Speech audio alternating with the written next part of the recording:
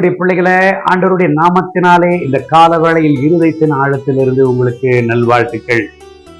ஏசாயா தீர்க்கதரிசன புத்தகம் 49வது அதிகாரம் 16வது வசனத்தை வாசித்து இந்த நாளுக்காக நாம் ஜெபிப்போம்.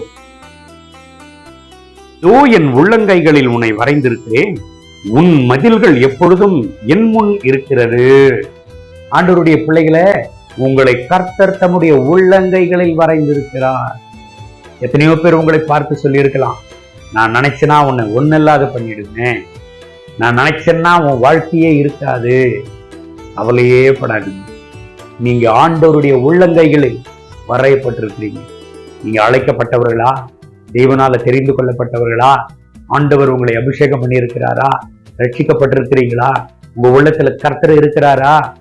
அப்படின்னா நீங்க ஆண்டவருடைய உள்ளங்கையில வரையப்பட்டிருக்கிறீங்க. என் அன்பு தேவனுடைய பிள்ளைகளை, சங்கீதம் 91:7வது வசனம் சொல்கிறது, உன் பக்கத்தில் 1000 பேரும் உன் வலது புறத்தில் 10,000 பேர் விழுந்தாலும் அது உன்னை அணுகாது என்று.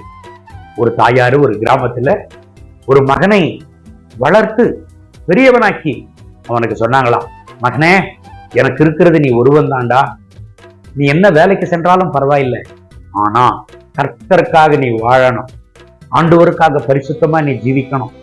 ஏன்னா உன்னை நான் ஜெபம் பண்ணி இந்த உலகத்துல கர்த்தருடைய திரு சமூகத்துல அவருடைய கிருபையால வரத்துல உன்னை வாங்கி இருக்கிறேன் அப்படின்னு சொன்னாங்களாம்.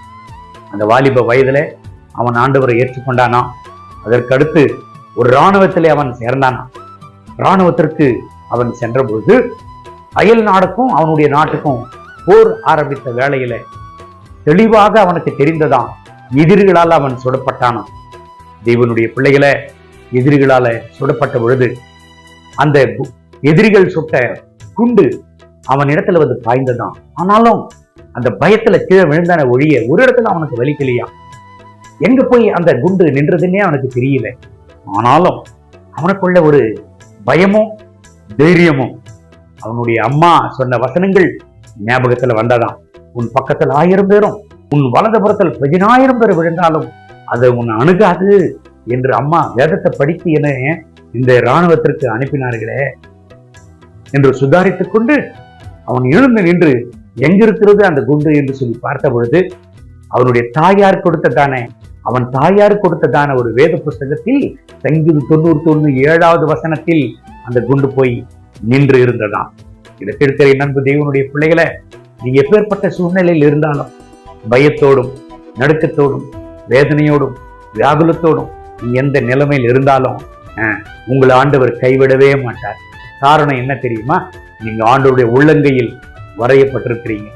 உங்களை கைவிடுவதற்காக அல்ல கர்த்தர் தெரிந்து கொண்டது, உங்களை ஆசீர்வதித்து பலப்படுத்தி சாட்சியாக நிறுத்தி அவருக்காக ஒரு பிரதிநிதியாக, அவருடைய பிள்ளைகளாக, ஆசீர்வதிக்கப்பட்ட சந்ததியாக நிற்க முடியாதான் உங்களை ஆண்டவர் தெரிந்து கொண்டிருக்கிறார்.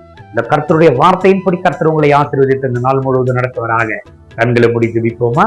அன்பின் தேவனே, இந்த கால வேளையில் என்னோடு சேர்ந்து ஜெபித்துக் கொண்டிருக்கிறேன் அன்பு சகோதர சகோதரிகளுக்காக ஜெபிக்கிறேன். இவர்களை ஆசீர்வதிங்க, இவர்களை பலப்படுத்துங்க, இந்த இரத்தத்தினால் இவர்களை மறைத்துக் கொள்ளுங்க, இவர்கள் தேவைகளை சந்திங்க.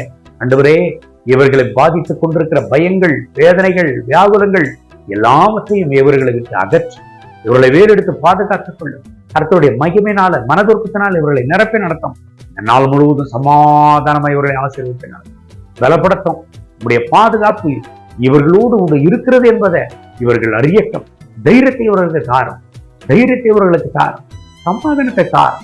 ஆசீர்வதித்து கிருபையினால் நிரப்பி நடக்கும். மகிமை கனம் துதி உமக்கே, இயேசுவின் நாமத்தில் பிதாவே, ஆமென், ஆமென். May God bless you.